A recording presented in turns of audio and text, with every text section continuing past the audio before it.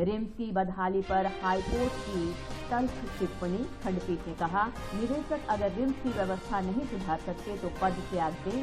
कई अन्य मामलों की भी सुनवाई। लोकसभा के अधीनस्थ रक्षा मंत्रालय की बैठक में रांची सांसद हुए शामिल। सुगनू, डुमरदग्गा और लालगंज की समस्याओं से कराया अवगत, समाधान का मिला भरोसा।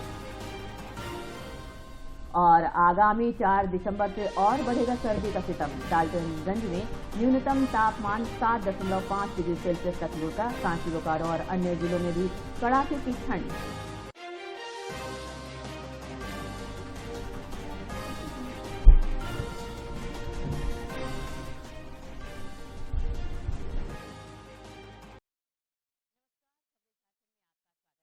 रोज उरांव और अब समाचार विस्तार से।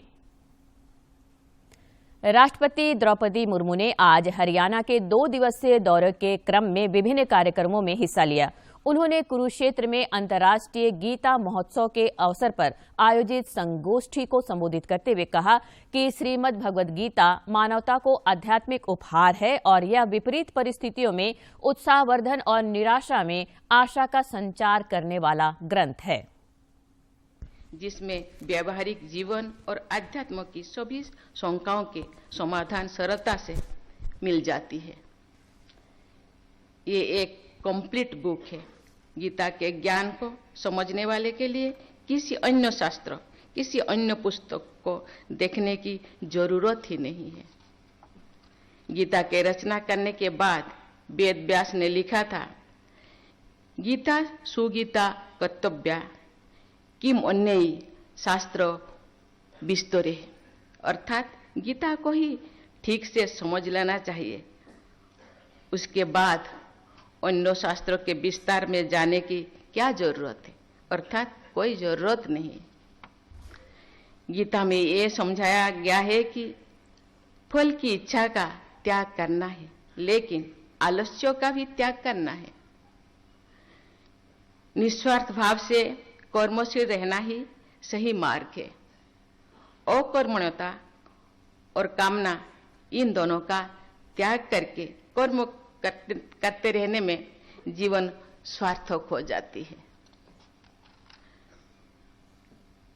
सुख और दुख में समान रहना, लाभ और हानि में समान भाव से स्वीकार करना, सम्मान मिले या अपमान उससे प्रभावित नहीं होना तथा सभी परिस्थितियों में अपने संतुलन को बनाए रखना, यह गीता का बहुत ही उपयोगी उपदेश है।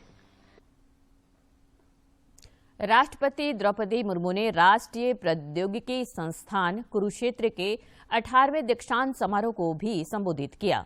इस दौरान उन्होंने कहा कि तकनीक क्रांति के दौर में प्रौद्योगिकी संस्थानों को फ्यूचर रेडी रहने की जरूरत है।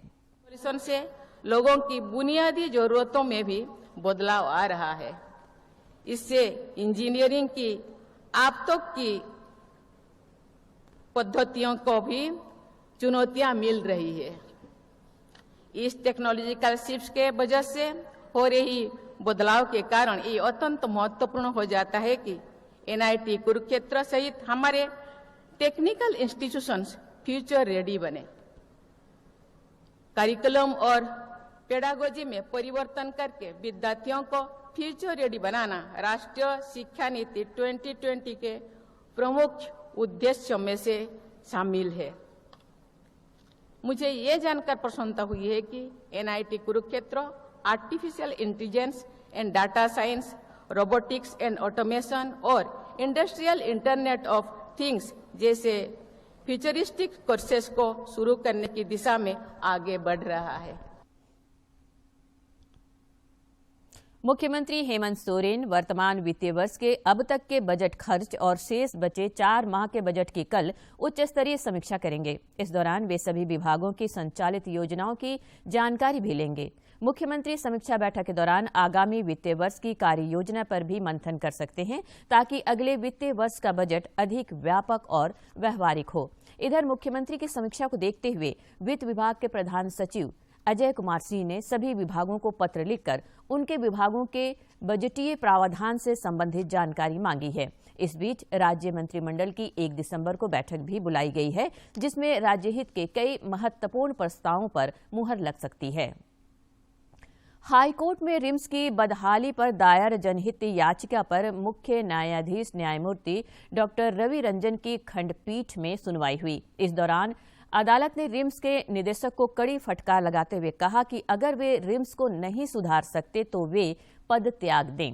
खंडपीठ ने सरकार को सुझाव देते हुए कहा कि अगर निदेशक इसकी व्यवस्था को नहीं सुधार पा रहे हैं तो क्यों नहीं इसकी कमान किसी आईएएस को सौंप दिया जाए ताकि इसमें सुधार किया जा सके। सुनवाई के दौरान मौके पर मौजूद स्वास्थ्य सचिव से हाईकोर्ट ने चतुर्थ वर्गीय कर्मचारियों की नियुक्ति के संबंध में भी जानकारी प्राप्त की और आवश्यक निर्देश दिए। अब नहीं सुधर सकता है। रिम्स की हालत और दिनों दिन बदतर होती जा रही है। इस बीच सुनवाई के दौरान स्वास्थ्य सचिव उपस्थित रहे और उनसे यह कहा गया कि चतुर्थ वर्गीय कर्मचारियों का जो नियुक्ति है उस किस प्रावधान के तहत किया जा रहा है और आउटसोर्सिंग से अगर लेने का रिम्स विचार कर रही है तो जब तक नियमित पद पर नियुक्ति नहीं हो जाती है तब तक आउटसोर्सिंग का कोई मतलब नहीं बनता है। और डायरेक्टर पर उन्होंने एक टिप्पणी करते हुए कहा कि यदि डायरेक्टर नहीं सुधार सकते हैं रिम्स को तो वो पद त्याग दें। सर, ये एक सुझाव भी सर टेट परीक्षा पास पारा शिक्षकों के समायोजन के मामले की भी झारखंड हाईकोर्ट में सुनवाई हुई। इस दौरान प्रार्थी की ओर से कहा गया कि पारा शिक्षकों को सहायक शिक्षक के बराबर मानदेय मिलना चाहिए। यह भी कहा गया कि वे लंबे समय से पारा शिक्षक के तौर पर काम कर रहे हैं, ऐसे में उन्हें नियमित किया जाना चाहिए। मामले की अगली सुनवाई 30 नवंबर को होगी। उधर एक अन्य मामले में झारखंड हाईकोर्ट ने राज्य के नगर निकायों में नक्शे स्वीकृति में पैसों के खेल से संबंधित छपी खबर के आधार पर मामले में स्वतः संज्ञान लिया है। अदालत ने इस मामले को एलपीए के साथ टैग करने का निर्देश दिया है। साथ ही मामले की सुनवाई 1 दिसंबर को निर्धारित की है। अदालत ने सुनवाई के दौरान आरआरडीए और रांची नगर निगम के अधिवक्ता को बुलाकर उनसे नक्शा स्वीकृति के मामले में जानकारी भी मांगी। प्रदेश कांग्रेस अध्यक्ष राजेश ठाकुर, मंत्री आलमगीर आलम, बन्ना गुप्ता और झारखंड में भारत जोड़ो यात्रा के प्रदेश संयोजक सुबोधकांत सहाय ने आज मध्य प्रदेश के इंदौर में राहुल गांधी के साथ भारत जोड़ो यात्रा में शामिल होकर पदयात्रा किया। इधर भारत जोड़ो यात्रा के क्रम में राज्य के मंत्री सह झामुमो के वरिष्ठ नेता मिथिलेश ठाकुर ने राहुल गांधी से मिलकर उन्हें मुख्यमंत्री हेमंत सोरेन के संदेश से अवगत कराया। इस दौरान राहुल गांधी ने सहभागिता के लिए मुख्यमंत्री हेमंत सोरेन और झामुमो को साधुवाद व्यक्त किया। सूचना और प्रसारण मंत्री अनुराग ठाकुर ने आज 59वें Asia Pacific broadcasting union ABU महासभा और एसोसिएटेड मीटिंग के उद्घाटन सत्र को संबोधित किया। इस अवसर पर उन्होंने कहा कि देश के लोक प्रसारक आकाशवाणी और दूरदर्शन हमेशा से सच के साथ खड़े रहे हैं और लोगों के भरोसे पर खरे उतरे हैं। Coming to today's theme, media's role during the time of crisis becomes very critical as it directly concerns saving lives. Thanks to the new technologies and the resolve of the Government of India, disaster management services have significantly improved in the last few years. Media is at the core of national disaster management plans as dissemination of timely information on weather forecast and warnings regarding cyclones, floods are critical in averting and preparing citizens for foreseen events. Ranchi के सांसद संजय सेठ ने आज लोकसभा के अधीनस्थ रक्षा मंत्रालय की विधान संबंधी संसदीय समिति की बैठक में हिस्सा लिया और अपने विचार रखे। श्री सेठ ने कहा कि प्रधानमंत्री नरेंद्र मोदी के मार्गदर्शन में आज नागरिकों के साथ साथ भारत की हर सीमा सुरक्षित है तथा रक्षा उत्पादन के क्षेत्र में भारत आत्मनिर्भरता की ओर अग्रसर है। रांची सांसद ने इस दौरान जिले के सुगनू, डुमरदग्गा और लालगंज के भूतपूर्व सैनिकों और ग्रामीणों के आवागमन तथा अन्य समस्याओं से अवगत कराया। अधिकारियों ने कहा कि रक्षा मंत्री देश स्तर पर सभी समस्याओं के समाधान के लिए संवेदनशील हैं। बुक बैंक के बाद रांची सांसद संजय सेठ की टॉय बैंक की पहल भी काफी लोकप्रिय हो रही है। सांसद ने इस बात पर संतोष जताया कि टॉय बैंक की मुहिम से हर कोई जुड़ रहा है। विद्यालय और विद्यालयों के बच्चे भी आगे आ रहे हैं। आदरणीय प्रधानमंत्री नरेंद्र मोदी जी का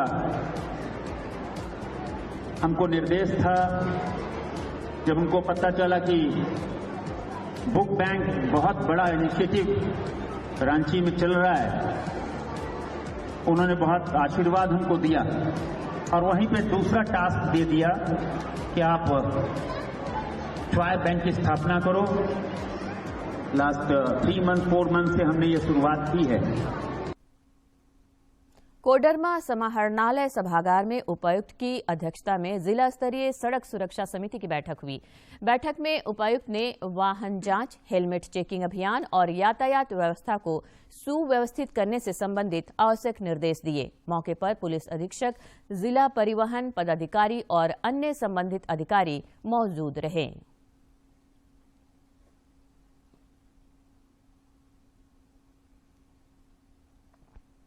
चाईबासा में आज खेलो झारखंड प्रतियोगिता के तहत जिला स्तरीय आयोजन किया गया, जिस दौरान मंत्री जोभा मांझी समेत जिले के जनप्रतिनिधि और प्रशासनिक अधिकारी मौजूद थे। इस मौके पर अपने संबोधन में महिला बाल विकास मंत्री जोभा मांझी ने शारीरिक और मानसिक विकास के लिए खेल को महत्वपूर्ण बताते हुए कहा कि इससे करियर भी संवारा जा सकता है। आप सबों को मेरी ओर शुभकामनाएं देना चाहती हूँ कि शिक्षा और खेल ये दोनों अटूट संबंध है और खेल से आपकी शारीरिक, बौद्धिक का क्षमता का विकास होता है। उपायुक्त अनन्या मित्तल ने इस मौके पर बताया कि जिला स्तरीय प्रतियोगिता में बेहतरीन प्रदर्शन करने वाले खिलाड़ी राज्य स्तरीय प्रतियोगिता में जिले का प्रतिनिधित्व करेंगे। कार्यक्रम का आगाज हुआ है। इसके बाद यहीं से बच्चे जीतकर इन प्रकार के स्पोर्ट्स में राज्य स्तर पे भी जाएंगे और राज्य स्तर में भी मैं चाहूंगा कि पश्चिमी सिंहभूम अपना परचम लहराए। इधर 20 से 30 दिसंबर तक भुवनेश्वर में हॉकी इंडिया द्वारा आयोजित क्वालीफायर खेलो इंडिया यूथ गेम अंडर 18 बालक एवं बालिका हॉकी प्रतियोगिता के लिए रांची के बरियातू गर्ल्स हाई स्कूल स्थित एस्ट्रो टर्फ हॉकी स्टेडियम में आज हॉकी झारखंड के बालक बालिका हॉकी खिलाड़ियों का ट्रायल संपन्न हुआ, जिसमें दोनों वर्ग से 25-25 खिलाड़ी चुने गए। इस चयनित खिलाड़ियों में से बेहतर 18 खिलाड़ियों का अंतिम चयन होगा। भारत और न्यूजीलैंड के बीच तीसरा तथा अंतिम एक दिवसीय अंतर्राष्ट्रीय क्रिकेट मैच कल क्राइस्ट चर्च में खेला जाएगा। यह मैच भारतीय समय के अनुसार सुबह 7 बजे से शुरू होगा। में मेहमान टीम सीरीज को बराबरी पर समाप्त करना चाहेगी। दूसरी तरफ केन विलियमसन के नेतृत्व में कीवी टीम के पास सीरीज जीतने का मौका होगा। भारतीय टीम ने बारिश के चलते रद्द हुए दूसरे वनडे की प्लेइंग 11 में संजू सैमसन को बाहर किया था। उन्हें तीसरे मैच से भी बाहर रखा जा सकता है। भारतीय टीम दीपक चाहर, उमरान मलिक और अर्शदीप सिंह के रूप में 3 तेज गेंदबाजों के साथ उतर सकती है। पूर्वी सिंहभूम में 9वीं और 10वीं कक्षा के बच्चों के लिए शुरू किए गए 3 दिवसीय मासिक मूल्यांकन परीक्षा का आज दूसरा दिन था। उपायुक्त विजया जाधव समेत अन्य अधिकारियों ने पोटका प्रखंड के विभिन्न केंद्रों का निरीक्षण किया गया। कल मासिक मूल्यांकन परीक्षा का अंतिम दिन है।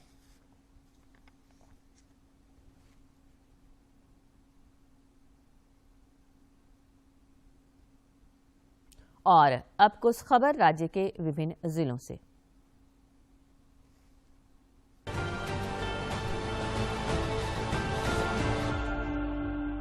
गढ़वा जिले के विशुनपुरा प्रखंड अंतर्गत अमहर खास पंचायत में एक घर को अज्ञात अपराधियों ने आईडी लगाकर क्षतिग्रस्त कर दिया। हालांकि इस घटना में किसी को नुकसान नहीं हुआ है। इस धमाके में घर का एक कोना उड़ गया तथा धमाके से पूरा गांव दहल उठा। पुलिस घटना की गहन जांच कर रही है। चतरा उपायुक्त अबू इमरान ने जिले में पर्यटन और रोजगार को बढ़ावा देने के उद्देश्य से भेड़ी फार्म में चल रहे सौंदर्यकरण कार्य का औचक निरीक्षण कर कार्य को ससमय पूर्ण करने के लिए आवश्यक दिशा निर्देश दिए। रांची के मांडर स्थित NH 75 कंदरी तिग्गा पेट्रोल पंप के समीप बीती शाम भीषण सड़क दुर्घटना में 2 की मौत हो गई, जबकि 2 घायल हो गए। घायलों में भाजपा मंडल अध्यक्ष विजय भी शामिल हैं। देवघर पुलिस ने पालाजोरी थाना अंतर्गत पुलिस के साथ दुर्व्यवहार करने और पुलिस कार्य में बाधा डालने के आरोप में एक व्यक्ति को गिरफ्तार कर न्यायिक हिरासत में भेज दिया। ये पूर्व में भी साइबर अपराध में जेल जा चुके हैं। रांची के एचईसी सेक्टर 4 सहित कई क्षेत्रों में आज अतिक्रमण हटाओ अभियान चलाया गया और सरकारी जमीन को कब्जेधारियों से मुक्त कराया गया। इस दौरान सुरक्षा के भी भारी बंदोबस्त दिखे। गुमला जिला स्थापना चयन समिति की बैठक आयोजित की गई। इस दौरान कल्याण विभाग द्वारा संचालित विद्यालयों में घंटी आधारित 16 शिक्षकों की नियुक्ति को अनुमोदित किया गया। इसके अलावा केजीबीवी में 5 नए शिक्षकों की नियुक्ति के उपरांत रिक्त 14 शिक्षक पदों की चयन प्रक्रिया को शुरू करने में भी सहमति हुई।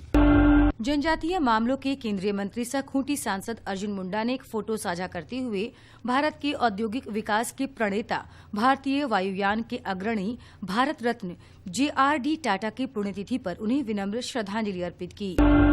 रांची के डीपाटोली पुंदाग में आज सुबह पाइप फट जाने के कारण काफी देर तक पानी रोड पर बहता रहा। सप्लाई पानी पाइप फट जाने के कारण जल की काफी बर्बादी हुई और आने जाने वाले लोगों को भी परेशानी हुई। साहिबगंज उपायुक्त रामनिवास यादव के नेतृत्व में जिला खनन टास्क फोर्स की टीम ने बरहरवा पतना अंचल के मौजा में स्थित पत्थर खादानों में अवैध खनन की सूचना पर कई पत्थर खादानों का निरीक्षण किया। इस दौरान उन्होंने वन विभाग के क्षेत्रों में अवैध खनन किए गए क्षेत्रों का जायजा लिया और उनकी नापी करने का निर्देश दिया।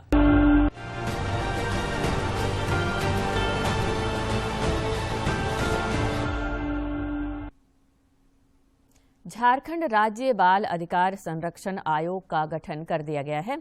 आयोग में अध्यक्ष के अलावा 6 सदस्य बनाए गए हैं। नवगठित आयोग में काजल यादव को अध्यक्ष बनाया गया है, जबकि सदस्य के रूप में विकास दोदराजका, उज्जवल प्रकाश तिवारी, सुनील कुमार वर्मा, रुचि मिन्हाजुल हक और आभा वीरेंद्र आकिंचन को रखा गया है। झारखंड के अधिकांश इलाकों में ठंड का प्रकोप बढ़ता जा रहा है। पिछले 24 घंटे के दौरान डाल्टनगंज का न्यूनतम तापमान 7.5 डिग्री सेल्सियस रिकॉर्ड किया गया, जो सामान्य से 3.5 डिग्री सेल्सियस कम रहा। सिमडेगा में न्यूनतम तापमान 9.9 डिग्री सेल्सियस दर्ज किया गया। वहीं रांची, बोकारो, चाईबासा और रामगढ़ में भी सर्दी का सितम जारी रहा। रांची स्थित मौसम विज्ञान केंद्र ने बताया है कि राज्य में अगले 4 दिनों तक रात के तापमान में किसी बड़े बदलाव की उम्मीद कम है, जिसके बाद तापमान में धीरे धीरे 2 से 4 डिग्री सेल्सियस की गिरावट हो सकती है। सवेरे कुहासे से हालात बने रह सकते हैं। वहीं 5 दिसंबर तक मौसम के शुष्क बने रहने के आसार हैं। और अब देखते हैं क्यों खास है इतिहास में आज का दिन।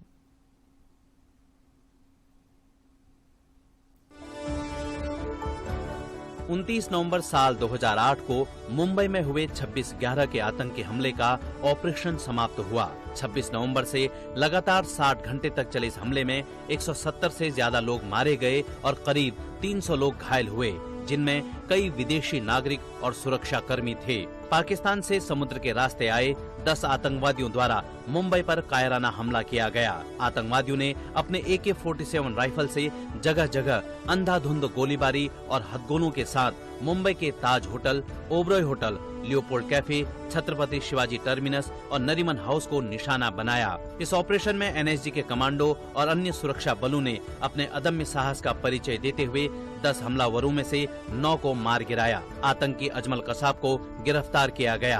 आतंकी अजमल कसाब पर चले मुकदमे में सुप्रीम कोर्ट द्वारा उसे दोषी करार देते हुए 2012 में उसे फांसी दी गई। 29 नवंबर साल 1869 को अमृतलाल विठलदास ठक्कर का जन्म गुजरात के भावनगर में हुआ। उन्हें ठक्कर बापा के नाम से भी जाना जाता है। ठक्कर बापा भारत के एक सामाजिक कार्यकर्ता थे, जिन्होंने गुजरात में जनजातीय लोगों के उत्थान के लिए कार्य किया। वे भारतीय संविधान सभा के सदस्य भी रहे। साल 1922 में उन्होंने भील सेवा मंडल की स्थापना की। साल 1932 में वे महात्मा गांधी द्वारा स्थापित हरिजन सेवक संघ के महासचिव बनाए गए। उनके ही प्रयास से अक्टूबर 1948 में भारतीय आदिम जाति सेवक संघ की स्थापना की गई। सैनिक स्कूल तिलैया में कक्षा 6 और 9वीं में नामांकन के लिए आगामी 8 जनवरी को अखिल भारतीय सैनिक स्कूल प्रवेश परीक्षा का आयोजन किया जाएगा। वर्ग 6 में बालक और बालिकाओं के नामांकन के लिए परीक्षा होगी, जबकि वर्ग 9 में सिर्फ बालकों के लिए प्रवेश परीक्षा आयोजित की जा रही है। 6ठी क्लास के नामांकन के लिए 10 से 12 वर्ष के उम्मीदवार प्रवेश परीक्षा में हिस्सा ले सकते हैं, जबकि 9वीं कक्षा में नामांकन के लिए 13 से 15 वर्ष के प्रतिभागी सम्मिलित हो सकते हैं। इच्छुक अभ्यर्थी कल तक एनटीए की वेबसाइट पर ऑनलाइन आवेदन कर सकते हैं। भारत और अफगानिस्तान के बीच सांस्कृतिक और व्यापारिक रिश्ते सदियों पुराने हैं। व्यापारिक रिश्तों की पुरानी परंपरा की बानगी एक बार फिर से रांची में देखने को मिल रही है। भारत और अफगानिस्तान के बीच के रिश्ते सदियों पुराने हैं। ये रिश्ता आज भी बरकरार है। अफगानिस्तान से आए शामिउल्लाह वर्ष 2017 से भारत के अलग अलग राज्यों में ड्राई फ्रूट्स का व्यापार कर रहे हैं। फिलहाल वे रांची में व्यापार के सिलसिले में आए हुए हैं। पिछले कई वर्षों से यहाँ रह रहे शामिउल्लाह कहते हैं कि अफगानिस्तान की तरह उन्हें भारत में प्यार मिलता है। भारत और अफगानिस्तान पहले तो एक ही कंट्री था, बाद में बंटवारा हो गया कि ये अफगानिस्तान बन गया और ये इंडिया बन गया। लेकिन यह है कि रिश्ते पिछले सदियों से जैसे भाई बहन का होता है इसी तरह है, दोनों एक ही कंट्री है। यहाँ पे जितना भी त्यौहार होता है उसका हम रिस्पेक्ट करते हैं और वहाँ पे अलग सा कल्चर थोड़ा डिफरेंट है, यहाँ के कल्चर वहाँ के कल्चर में। शामिउल्लाह के दूसरे साथी नमीउल्लाह भी पिछले 2 वर्षों से भारत के कई हिस्सों में घूमकर व्यापार कर रहे हैं। वे बताते हैं कि अफगानिस्तान के ड्राई फ्रूट्स की डिमांड भारत में काफी ज्यादा है। यहाँ उनके खाद्य सामग्रियों की बिक्री बड़ी आसानी से हो जाती है। ये सारा अफगानिस्तान का नेचुरल ड्राई फ्रूट्स है और इस पे हमारा पास 5 टाइप का वो बादाम है, मामरा भैया कुर्बानी बादाम है और ये मामरा बादाम है, ये कागजी मामरा है, क्वेट मामरा है, पाकिस्तानी बादाम है, मतलब सारा चीज़ है। अफ्रीकाट भी है, अंजीर भी है, खजूर है, हमारा पास किशमिश है, बहुत 50 टाइप के ड्राई फ्रूट्स है हमारा पास। ब्लूबेरी, क्रैनबेरी और मलबेरी है, जलगोजा है और हम बहुत खुश हो गए यहाँ आया, लोग भी बहुत अच्छा है कस्टमर। अफगानिस्तान से आए व्यापारियों को अपने बीच पाकर रांची के लोग भी काफी उत्साहित नजर आ रहे हैं। रांची वासियों का कहना है कि अफगानी व्यापारी काफी व्यवहार कुशल हैं और उनकी ड्राई फ्रूट्स भी अच्छी गुणवत्ता के हैं। तो क्वालिटी अफगानिस्तान की प्रोडक्ट्स है और हमने लगभग 10-15 आइटम्स को मैंने टेस्ट भी किया तो थोड़ा डिफरेंट टेस्ट में लगा हमको। ड्राई फ्रूट्स बहुत अच्छा है, टेस्ट हम लोग किए, एकदम फ्रेश सब्जी है। अतिथि देवो भव की परंपरा को निभाते हुए देश के अन्य राज्यों की तरह झारखंड में भी इन अफगानी व्यापारियों को लोग अपना मानकर खरीदारी कर रहे हैं और अपने अनुभव को भी साझा कर रहे हैं। रांची से कर्मवीर की रिपोर्ट। समूह से जुड़कर कृषि कार्य के जरिए ग्रामीण महिलाएं आत्मनिर्भर बन रही हैं। रांची के दुर्गा महिला समूह की महिलाओं ने भी तरक्की का रास्ता अख्तियार किया है।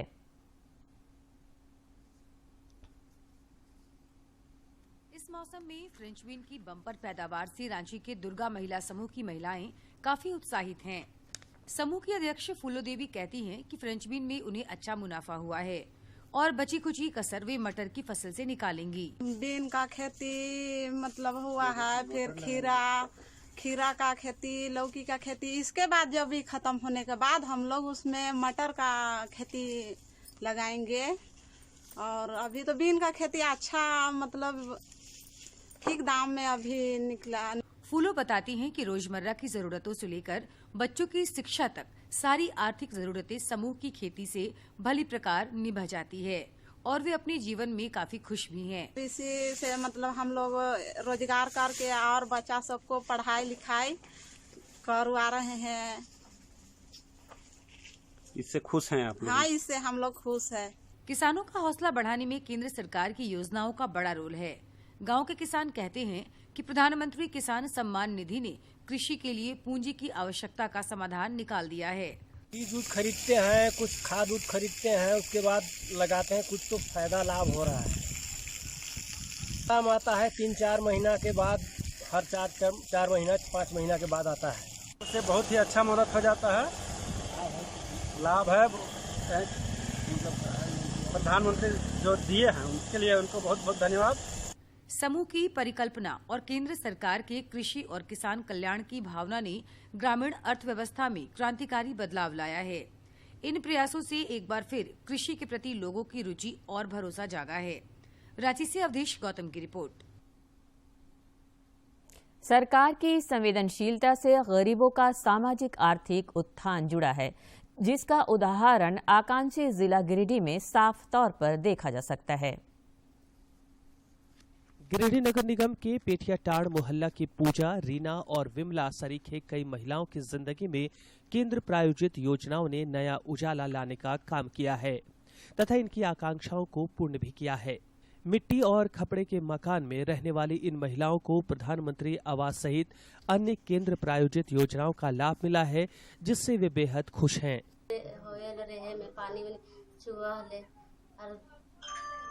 मिल गए हमरा कॉलोनी, तब सरकार के धन्यवाद बोला। के घर था, हम लोग रहने में दिक्कत हो रहा था, मोदी सरकार ने दिया कॉलोनी।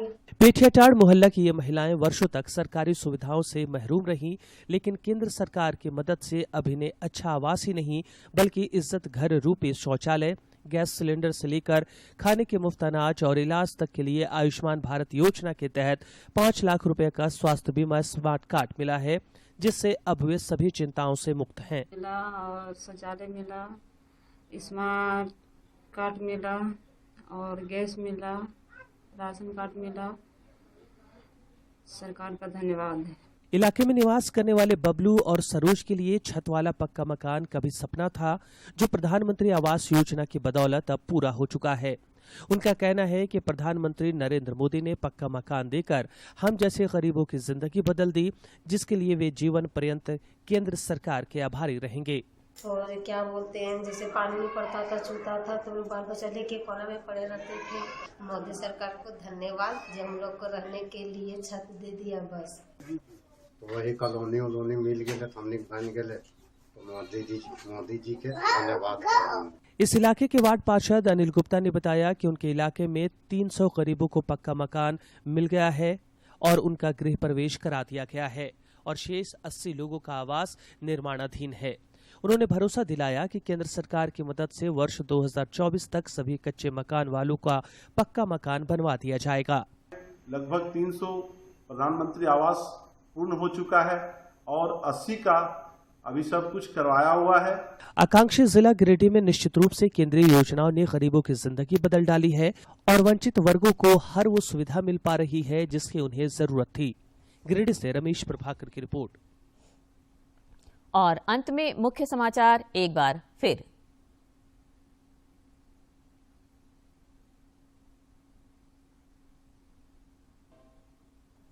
राष्ट्रपति द्रौपदी मुर्मू ने श्रीमद् भगवद गीता को बताया आध्यात्मिक उपहार। एनआईटी कुरुक्षेत्र के दीक्षांत संबोधन में प्रौद्योगिकी संस्थानों को फ्यूचर रेडी रहने का सुझाव। रिम्स की बदहाली पर हाई कोर्ट की तल्ख टिप्पणी। खंडपीठ ने कहा, निदेशक अगर रिम्स की व्यवस्था नहीं सुधार सकते तो पद त्याग दे। कई अन्य मामलों की भी सुनवाई। लोकसभा के अधीनस्थ रक्षा मंत्रालय की बैठक में रांची सांसद हुए शामिल। सुगनू, डुमरदग्गा और लालगंज की समस्याओं से कराया अवगत। समाधान का मिला